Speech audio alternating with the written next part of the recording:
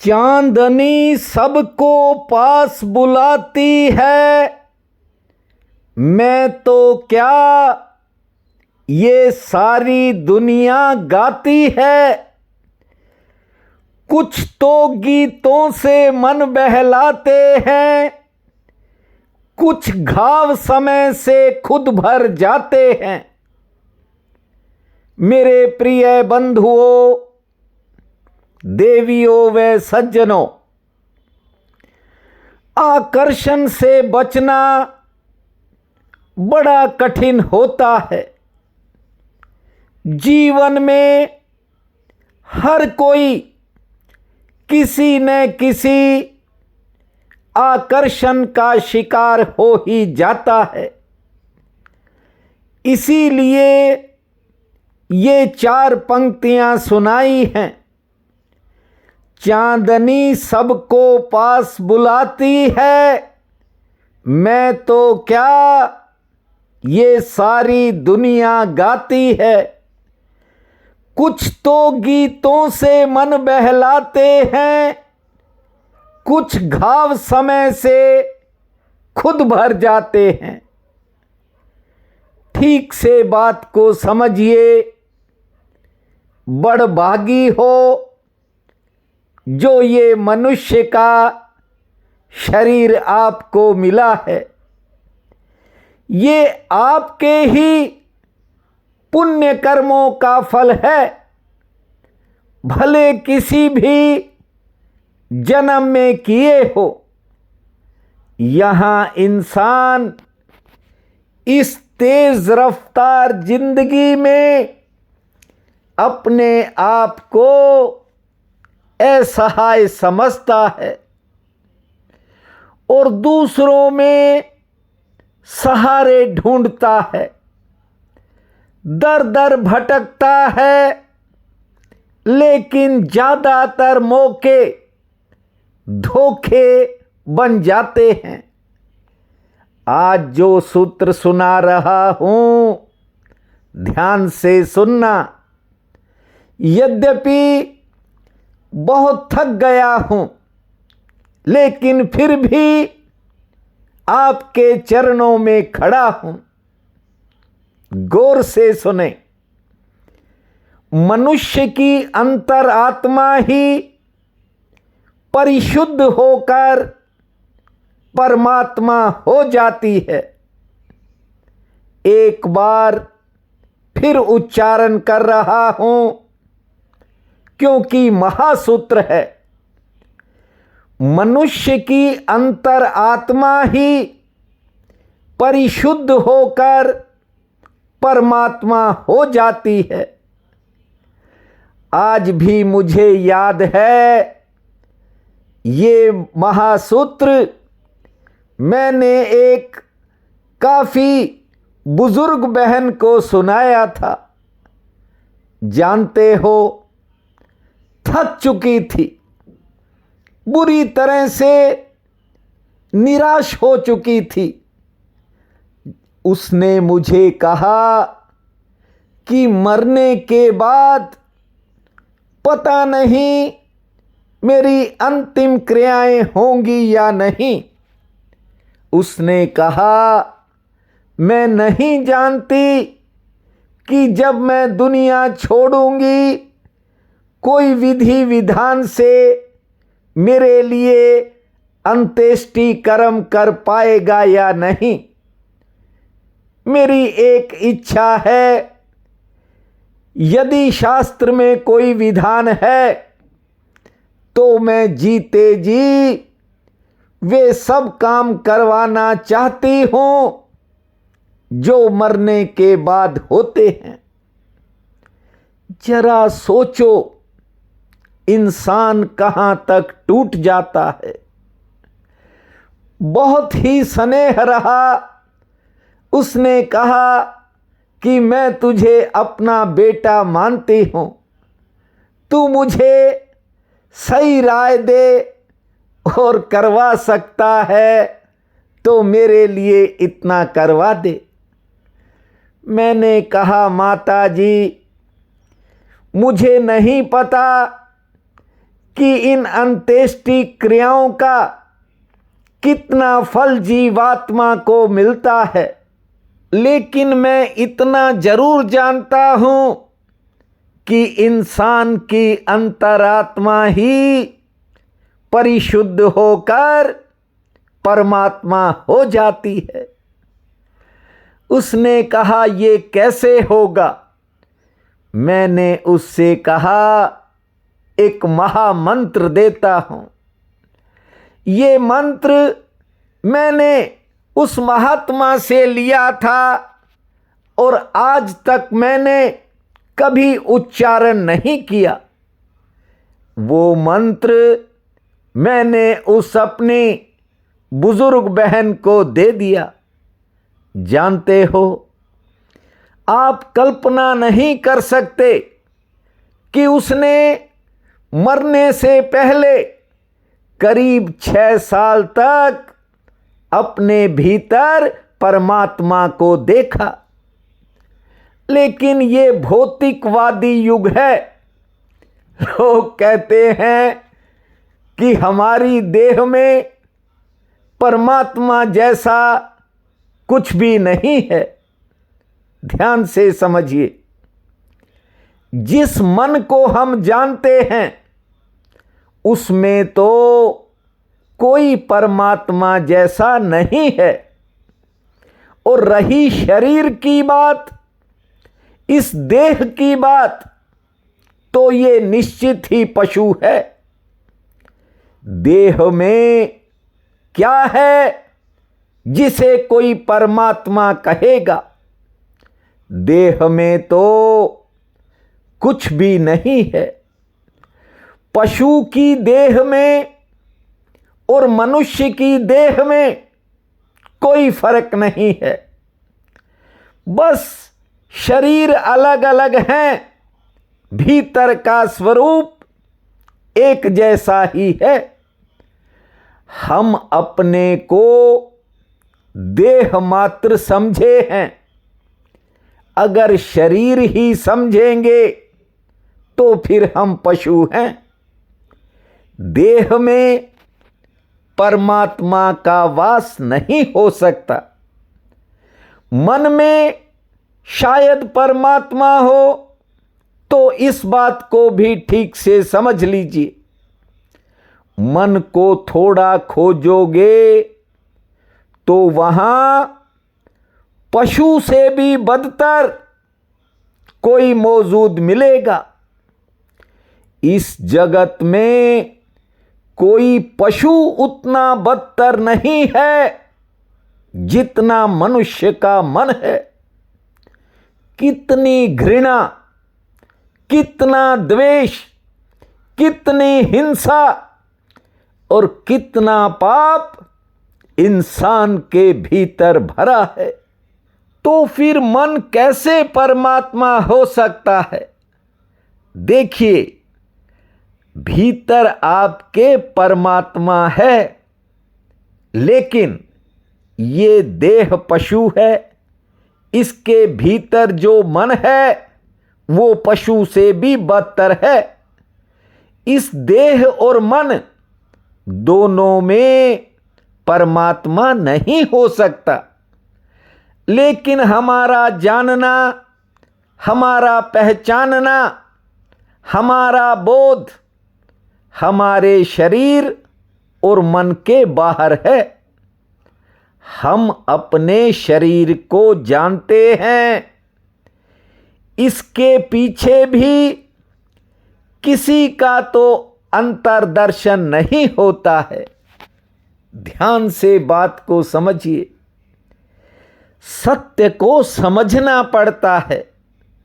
हमारे भीतर परमात्मा है, आपके भीतर भी है, लेकिन हमारा जानना सही नहीं है। लेकिन परमात्मा को जानेगा कौन?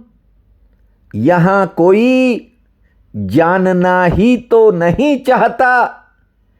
यहां लोग बाहर के बही खाते ढूंढ रहे हैं। आस पड़ोस के लोगों की ही नहीं, घर के लोगों की कुंडलियां बन रही हैं। बहुत सी बहनों के फोन और व्यक्तिगत रूप से भी मैंने बहुत बहनों को सुना है। एक ऐसी बहन को मैं जानता हूं जिसने अपने मायके में कड़ा संघर्ष किया। उसका बचपन ही ऐसे हालातों में था कि कोई सोच नहीं सकता। युवा अवस्था आते ही शादी हो गई। जानते हो, अपने कर्तव्यों को निभाते निभाते बुढ़ापे के करीब पहुंच गई। लेकिन लंबे समय से मैं उसे जानता हूं, कभी उसने अपने मन की पीड़ा जाहिर नहीं की। जब भी पूछा पति के लिए, बच्चों के लिए, बेटे बेटी के लिए, कारोबार या नौकरी के लिए, जहां जहां उसे लगा कि मैं रास्ता दिखा सकता हूं, वो सब के लिए पूछती थी। लेकिन कुछ दिन पहले जब उसका फोन आया तो आंखों से आंसू टपक रहे थे। हालांकि मैं देख तो नहीं रहा था, लेकिन उसके गले की आवाज से लग रहा था जैसे वो आंसू टपका रही है। मैंने जब उसकी मन की बात जाननी चाही तो उसने कहा, नहीं, आज भी मैं अपनी पोती के बारे में कुछ पूछने के लिए फोन किया है। देखिए, अच्छे लोग भी हैं, पूरी जिंदगी अपने परिवार के लिए लगा देते हैं। लेकिन जब परिवार के लोग उनकी भावनाओं को नहीं समझते तो कहीं न कहीं पीड़ा होती है। इसीलिए कहा कि कुछ तो गीतों से मन बहलाते हैं, कुछ घाव समय से खुद भर जाते हैं।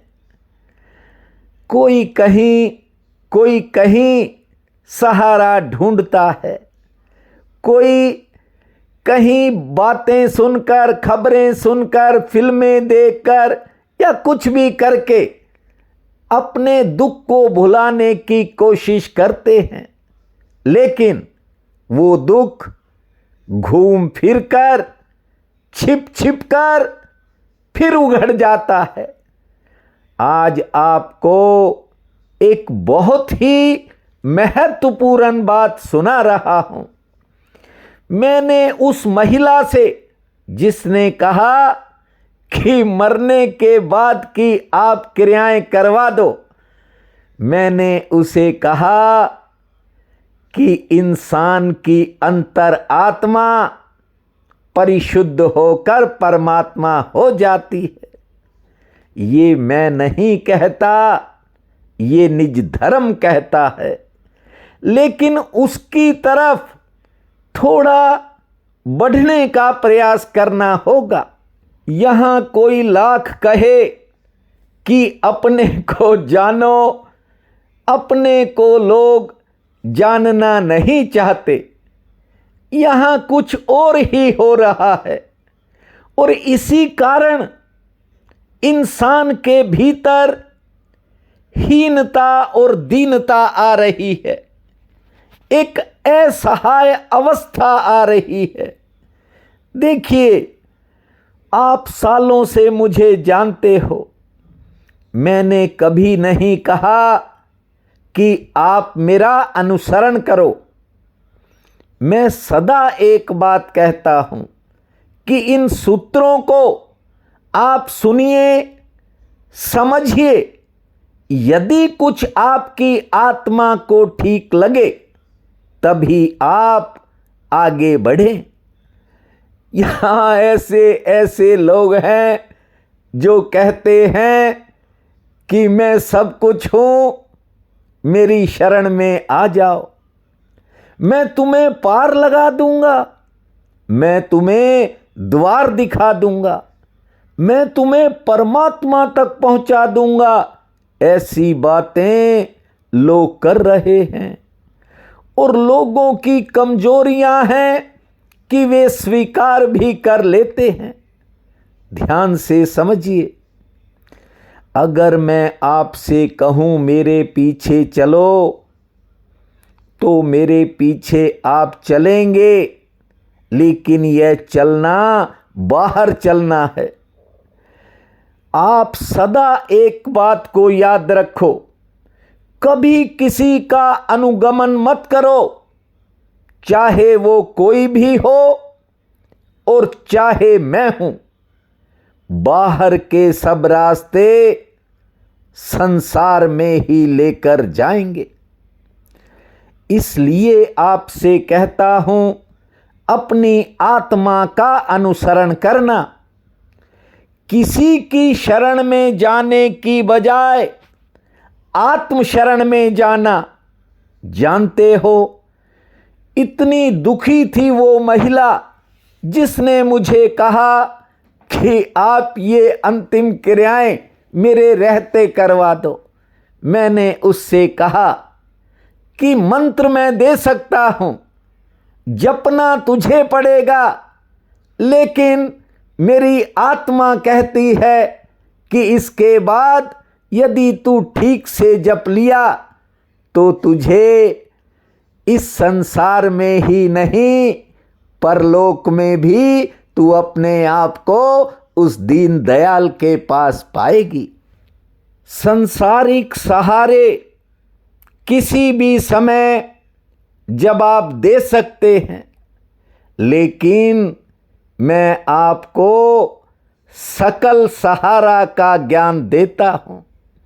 एक राम दशरथ का बेटा, एक राम कन कन में लेटा, एक राम है जग से न्यारा और एक राम है सकल सहारा। राम राम भूमा, श्री राम नाम भूमा। जिसके भीतर मेरा राम प्रकट हो जाता है, उसके भीतर जन्म और मरण छूट जाता है। ना दोबारा पैदा होना है और ना दोबारा मरना है। ये सूत्र कहता है, जो इस बात को ठीक से समझ लेता है वो शाश्वत का मालिक हो जाता है। आज ज्येष्ठ शुक्ल पक्ष की प्रतिपदा है, बहुत बड़ा पुण्य काल रहेगा। उठते ही धरती माँ को प्रणाम करना, 5 बार लंबी श्वास छोड़ना, 50 बार ताली बजाना, 2 मिनट शांत बैठने के बाद खुले आसमान को निहारना, सूर्य नारायण माँ तुलसी को जल अर्पित करना, मीठी रोटी का भोग बजरंग बली को लगाना, 2 रोटी किसी पशु को खिलाना और संध्या के समय बजरंग बली के चरणों में ज्योत जलाना। ओम ओम भूमा भोम भोम भूमा, इस महामंत्र को जपना। समय आपका मंगलमय रहेगा। प्रिय बंधुओं व मातृदेवी शक्तियों, आज 16 जून दिन मंगलवार है। आप सबको मेरा नमस्कार है। आज का राशिफल इस प्रकार है। आज दिनचर्या के लिए समय लगभग सामान्य रहेगा, लेकिन कोई अच्छा समाचार आने के संकेत हैं। लाभ सामान्य होगा, कोई नया संपर्क जुड़ेगा और सरकार से संबंधित कामों में सफलता का योग है। वृषभ, आज घर परिवार से जुड़े कुछ कामों पर नए खर्चों से सामना हो सकता है। आमदन के लिए समय मध्यम श्रेणी का रहेगा। कहीं जाने का अवसर बनेगा और दूसरों के कामों में भी समय लग सकता है। आमदन के लिए दोपहर बाद समय अच्छा होगा। मिथुन, रोजगार से अच्छे लाभ की संभावना है, लेकिन कोई निजी चिंता कुछ समय के लिए मन को परेशान कर सकती है। हालांकि सेहत आपकी ठीक रहेगी।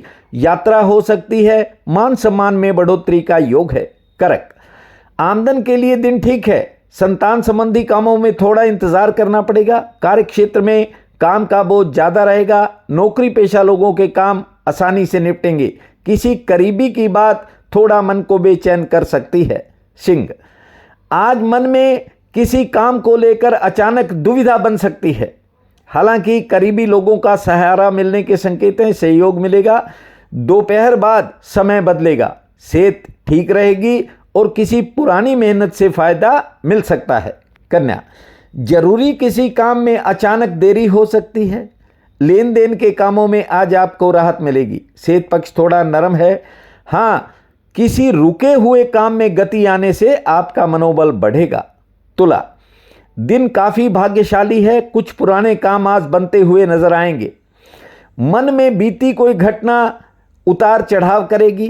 कारोबार से आमदन ठीक होगी। नया संबंध भी आज जुड़ सकता है। वृश्चिक, आज घर परिवार में सेहत संबंधी कुछ नया खर्च सामने आ सकता है। हालांकि सेहत आपकी ठीक रहेगी। किसी करीबी से मिलन का योग है। यात्रा में सावधानी रखें और किसी पुरानी मेहनत का फायदा मिलेगा। धनु, मन में विचारों का उतार चढ़ाव रह सकता है। आज नौकरी पेशा लोगों के काम आसानी से निपटेंगे। कारोबारियों पर काम का दबाव रहेगा। हालांकि आर्थिक पक्ष मजबूत है।